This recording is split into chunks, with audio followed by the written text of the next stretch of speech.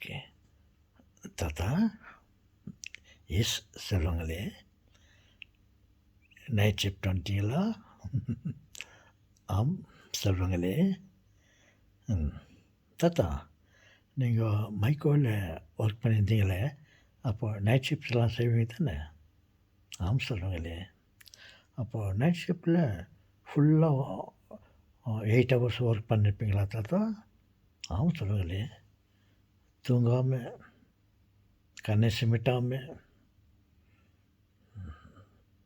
நான் வேலை செய்யணும். எல்லாம் ரொம்ப ஆக்யூரசி ஜாப்.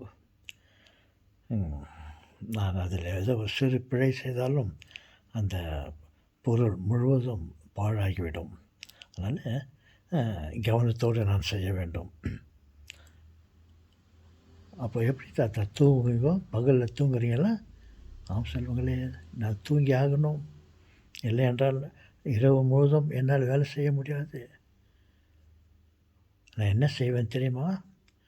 வீட்டில் குழந்தைகளது உறவினர் வீட்டில் இருந்து கொண்டு நான் வேலைக்கு போய் வருவேன். அவங்க வீட்டில் நிறைய குழந்தைங்களாம் இருக்கும். அவங்களது சத்தம் விளையாண்டுப்பாங்க, ஸ்கூல் போவாங்க, வருவாங்க. வீட்டில் பகல் நேரத்தில் வீட்டில் வேலை செய்யணுப்பாங்க, கிச்சனில் செய்யணுப்பாங்க, சத்தம் வரும். தூங்க முடியாது. இங்கே தூங்க முடியலனாக்கா நைட்டில் அங்கே போய்ட்டு வேலை செய்ய முடியாது. Robert Bosch Germany company, multinational company. நான் ஒரு ரெஸ்பான்சிபிள் ஜாப் நான் பண்ணின்னு இருந்தேன். அப்போ அங்கே தூங்கின்னு இருந்தால் என்ன தூங்கின்னு இருந்த வேலை ஆகுமா? அதனால் பகலில் வீட்டில் தூங்க முடியாது. அப்போ என்ன பண்ணுவேன்னா, நானும் என்னுடைய உறவினர் அண்ணன், மாமன் இருவர் இருந்தோம். நாங்கள் 3 பேர் ஒன்றா இருப்போம். என்ன செய்வோம், காலையில் இந்த பெட்டு, தலகாணி, பெட்ஷீட் இதுங்களை எடுத்து ஒரு மூட்டை கட்டி ஆளுக்கு ஒன்று எடுத்து கழுத்தில் வச்சுக்கின்னு நேராக கல்றைக்கு போயிடுவோம். கல்றை, அந்த பெரிய கல்றை, அந்த கல்றையில் அமைதியாக இருக்கும். அந்த கல்றையில் போய்ட்டு நல்லா சலவைக்கல் கல்றைகளாக இருக்கும். அந்த கல்றை மேலே போய் நாங்கள் படுத்துக்குவோம். நான் ஒரு கல்றை மேலே படுத்துக்குவேன், அவங்க 2 பேரும் வேறு வேறு கல்றை மேலே படுத்துக்கின்னு போச்சுக்கின்னு நாங்கள் நிம்மதியாக தூங்குவோம். ஒரு சப்தம் இருக்காது. இப்படி கல்லறைக்கு உள்ளே இருந்திருப்பவர்கள் அமைதியாக உறங்கி கொண்டிருக்கிறார்களோ, செத்து போய்ட்டோம் அமைதியாக இருக்கிறாங்களோ, அந்த மாதிரி கல்றை மேலே நாங்கள் படுத்துக்கின்னு நல்லா மூஞ்சினமுன்னு அப்படியே நிம்மதியாக படுத்துன்னு தூங்குவோம்.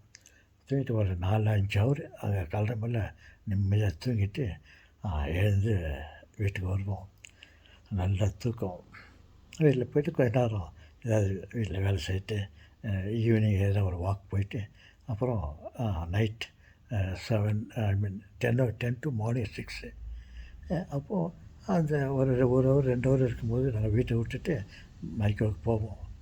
நாங்கள் ரொம்ப தூரத்தில் வீடு இருந்தோம், ஒரு 12 கிலோமீட்டருக்கு தூரத்தில்.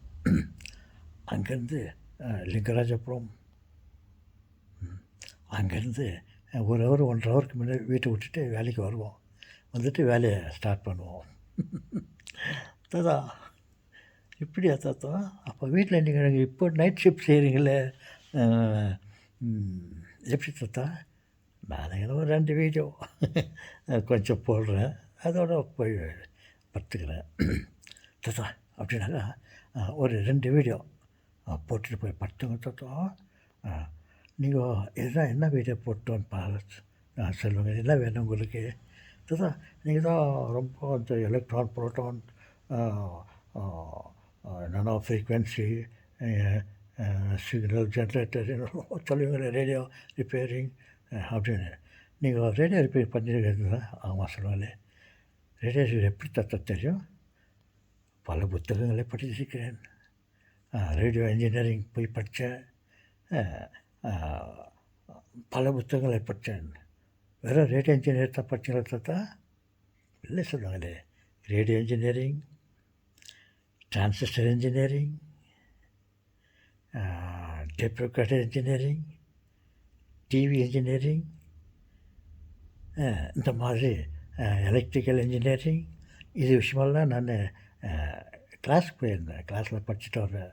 ஈவினிங் கிளாஸ் டியூட்டோரியல் மாதிரி படிச்சுட்டு வர்றேன். வந்துட்டு எனக்கு இன்ட்ரெஸ்ட் இருந்துச்சு அந்த விஷயத்தில். அப்போது நிறையா ப்ரைவேட்டில் நிறையா புக்குங்கெல்லாம் கிடைக்கும். அதெல்லாம் வாங்கி படிக்குவேன். அந்த ரேடியோ இன்ஜினியரிங் படிக்கும்போது தியரி கிளாஸ் இருக்கும், ப்ராக்டிக்கல் கிளாஸ் இருக்கும். அப்போது ஒரு நாளைக்கு தியரி கிளாஸ், ஒரு நாளைக்கு ப்ராக்டிக்கல் கிளாஸ். அப்போ ப்ராக்டிக்கல் கிளாஸுக்கு ரேடியோ சம்மந்தப்பட்ட சாமான்கள்லாம் valve, wire, conductor, capacitor, transistor, transformer, அது சம்மந்தப்பட்ட 2 விதமான ரேடியோ இருக்கும். ஏசி ரேடியோ, ஏசிடிசி ரேடியோ, இது வேலையில் பட்டெல்லாம் படிச்சுன்னு இருப்பேன். அதே மாதிரி தான் டிரான்சிஸ்டர் ரிப்பேரிங், டிரான்சிஸ்டர் மெக்கானிசம் படிச்சிருக்கிறேன். அப்புறம் அதே மாதிரி டிரான்சிஸ்டர்களெல்லாம் அசம்பிள் பண்ணியிருக்கிறேன். ஒரு டிரான்ஸ்ஃபார்மர்லேருந்து 9 டிரான்சிஸ்டர் வரலையும் அதுங்களை வச்சுன்னு டிரான்சிஸ்டர் ரேடியோவில் நான் உற்பத்தி பண்ணியிருக்கிறேன். எஸ், அதே போல் தான் டேப் ரெக்கார்டர் மெக்கானிசம் எல்லாம் படிச்சிருக்கிறேன். டேப் ரெக்கார்டர் எப்படி வேலை செய்யுது, எப்படி ரெக்கார்ட் பண்ணுறது, எப்படி அழிக்கிறது, எப்படி அந்த ரெக்கார்டிங் ஹெட் இருக்குது, ரேசிங் ஹெட் இருக்குது, இதுங்களாம் எப்படி பயன்படுத்தணும் அதெல்லாம் நான் படிச்சிருக்கிறேன். அப்போ டெலிவிஷன், ஆமாம் சொல்லுவாங்க, அப்போல்லாம் டெலிவிஷன் வந்த புதுசு. அப்போது டெலிவிஷன் சம்மந்தப்பட்ட புக்ஸுங்கெல்லாம் இருக்கும்.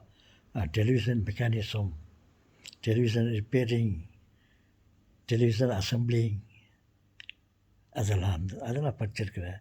இதெல்லாம் படிக்கும்போது தியரியில் இந்த எலக்ட்ரான் புரோட்டான்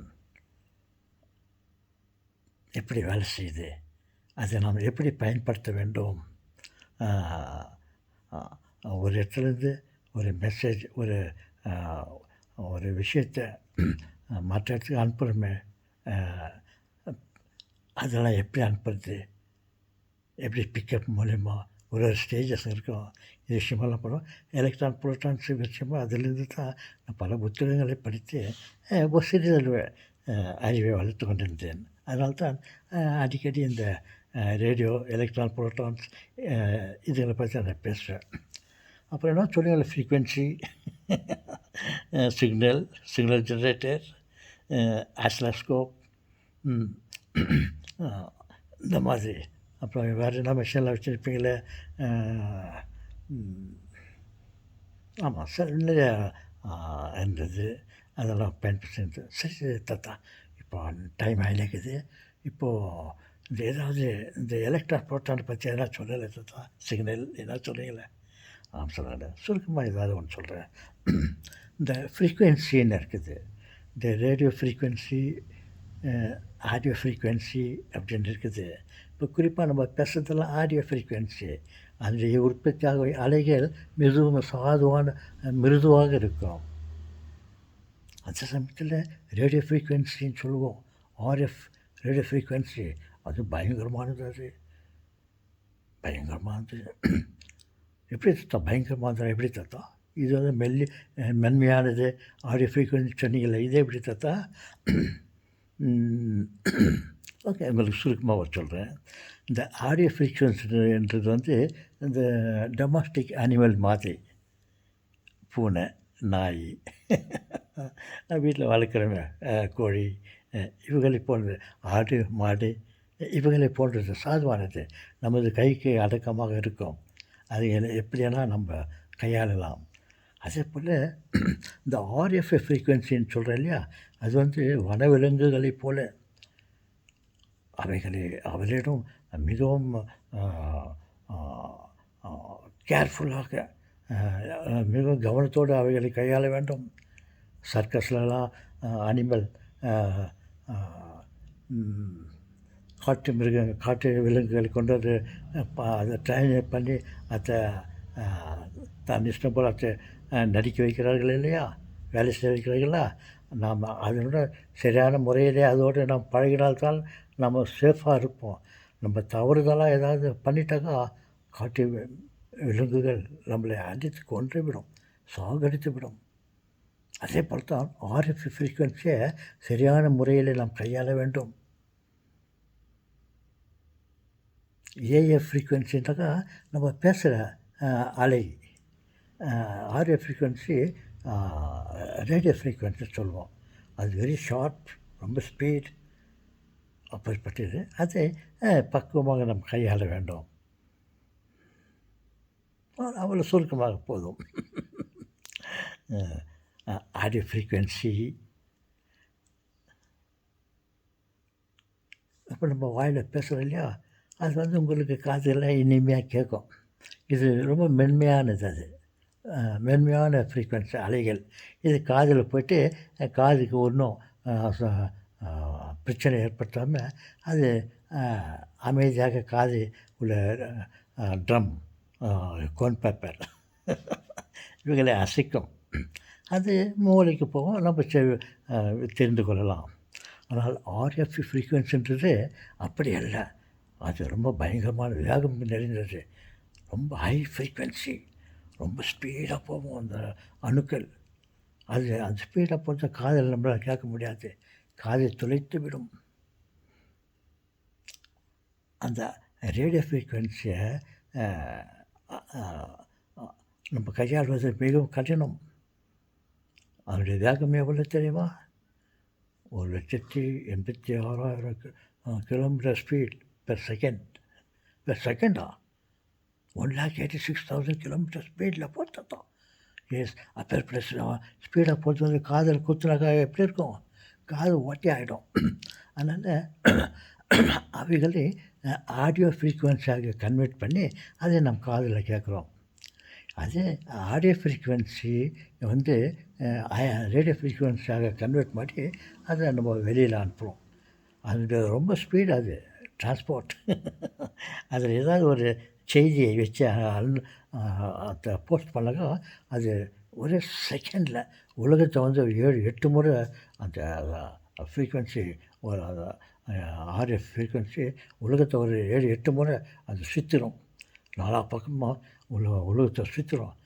ஒரே செகண்டில் வந்து உலகத்தை 7-8 முறை சுற்றுறதுனால எவ்வளோ ஸ்பீட்! ஐயோ, அது வரதுக்கு ஒன்று கூட மிஸ் பண்ண முடியாது. அந்த அளவுக்குள்ள வேகம் நிறைந்தது அது.